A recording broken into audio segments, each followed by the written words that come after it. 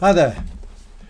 Today we're looking at Spook Street, the fourth in the Slough House series by Mick Herron. And again, I just want to mention what a delight it is to find a series that really engages and enthralls you. And this is, as I say, the fourth book, and there's about a dozen books in the series, and I'm working my way through them. And it really is a pleasure to find a writer who can do this, who can keep you engaged over a long series, where you get to know all the characters and you get to know his style of writing. As with the previous books, the plot is it's complex, but it's not complicated.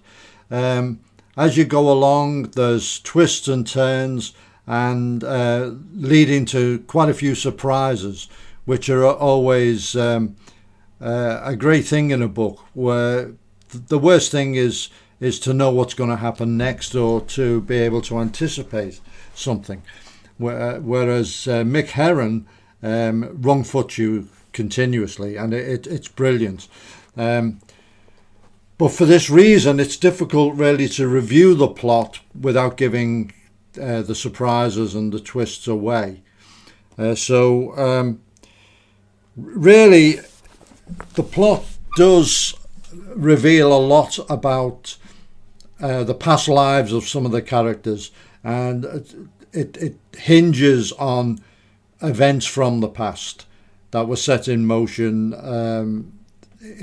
during intelligence operations a couple of decades ago. Personalities who have been long forgotten. So the book starts with a massive suicide terrorist attack on a shopping centre, and it's harrowing the way it's written, and this then occupies the attention of the park, which is in the book is the domestic security service. Obviously it's MI5, but it's known as the park, Regent's Park. So they're heavily engaged in that under a new first desk called Claude Whelan, who's been transferred in from the intelligence services, and he's kind of finding his feet, and straight away there's jealousies and plots against him.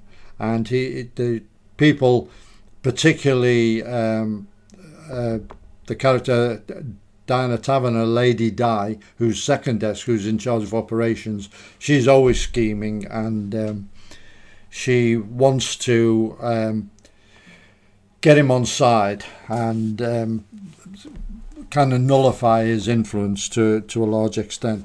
Meanwhile, David Cartwright, who we've come to know from the previous books, is retired from the park. He was a very senior officer. He ran operations, and he has been mentoring his grandson, River, who's one of the main characters in the series. But unfortunately, David Cartwright is suffering from his grasp on reality is going, and he's kind of in a fog, and he's awaiting his grandson River to visit him, and this leads to rather tragic circumstances. Then the plot shifts to rural France, and that's where we find the connection to the past, and then the action shifts back to London with some climactic action on the streets of London. And some new characters are introduced. J.K. Coe is a very enigmatic new addition to Slough House. He's there. Jackson Lamb inserts himself heavily into the plot by bullying, by being obnoxious, and by being very, very street smart. Another character from one of the previous books, Shirley, who's still a Slough House regular, really shines in this book with an array of very impressive hard skills. And I've got to mention the dialogue. I'm just going to get a little part. The way that